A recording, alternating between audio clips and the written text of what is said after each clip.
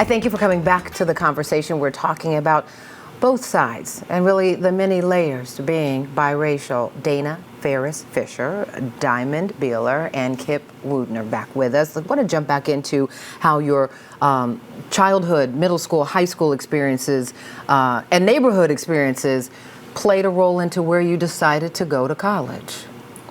I want to start with you first. Okay, well, for me, I had moved to Tallahassee in 2016, and it's a smaller town than what I was used to. Tampa, Tampa's very diverse, very mixed. Tallahassee's very black and white. And for me, I was going to TCC, Tallahassee Community College, for a little bit, and I was deciding between Florida State and Florida A&M. A predominantly white institution versus an HBCU. And for me, it just came down to where do I feel the most respected and where do I feel like I'll have the most love. And throughout my life, the black community here, although it might not be my culture, they've always shown me the most respect, the most love, and the most admiration, and they've never questioned who I am as a person. And this is coming from a young man raised, how many years were you in Kenya? I was in Kenya for 4 years, from 2003 to 2008. Understood. And Diamond, for you, what was that decision like? So growing up in a predominantly black neighborhood, I was exposed to a lot of like gun violence, gang violence. A lot of my peers growing up, they dropped out of high school or middle school and didn't really know about any alternative option or getting a higher education. So I knew for me, I applied to both PWIs and HBCUs, but like Kip said, I wanted to go somewhere where I would feel respected and loved, but also get a deeper knowledge of the black culture growing up, where I was with my mother. So that's why I ultimately decided to go to Florida A&M University. As well, understood. And Dana, for you? So I grew up in Detroit, and my parents plopped us there intentionally, which at the time I was there was quite segregated. So it was an all-black city, and white people lived in the suburbs, and black people lived in the city.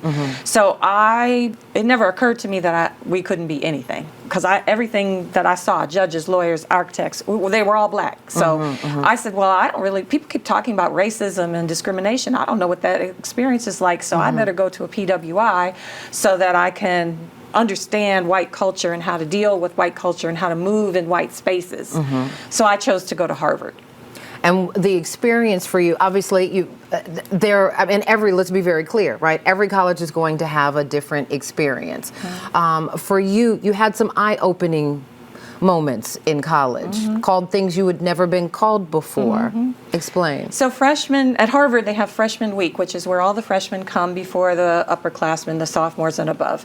And you spend that time just sort of getting to know each other, learning the campus, et cetera. So we had a freshman group. There were maybe 20 or 30 of us sitting around in a circle, introducing ourselves and explaining where we'd come from, our high schools and so on. And after I said that I was from Detroit and I had graduated from a public high school, it's a magnet high school, but still public, somebody in the group out loud, without hesitation, said, "Oh, you're the affirmative action admit. You'll never make it."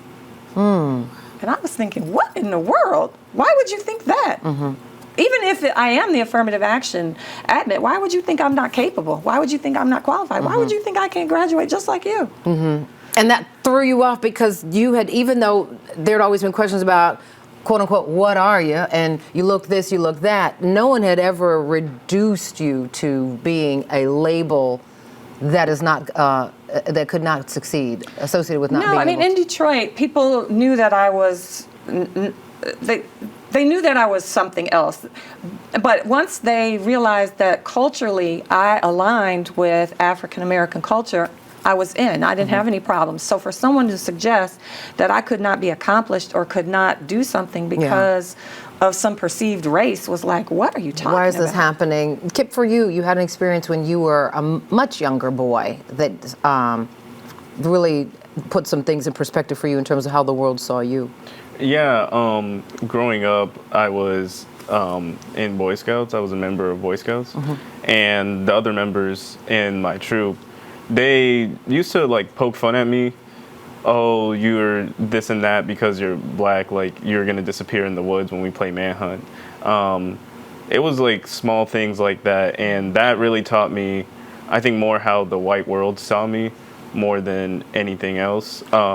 So how do you process that in a space? Were you the only Black Scout? I was one of two, but I was the only one who stayed. Basically, it was just kind of like, well, I know who I am, and you know, no one can question. Like, I know what I'm doing here. No one can question me in whatever space I'm in, and that's kind of how I carry myself now. No one can question me. You know, Obama was president. You know, so you know, Right, you've got the ultimate model of African and American experience there.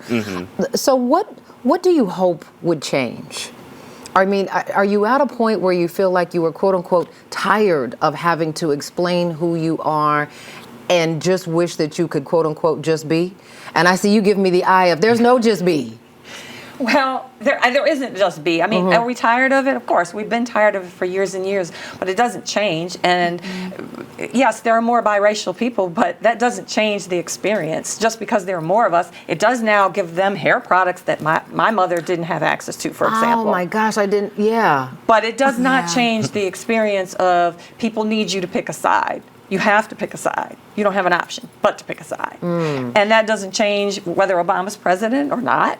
And doesn't change if there's 33 million of us or 3 million of us. It does not change.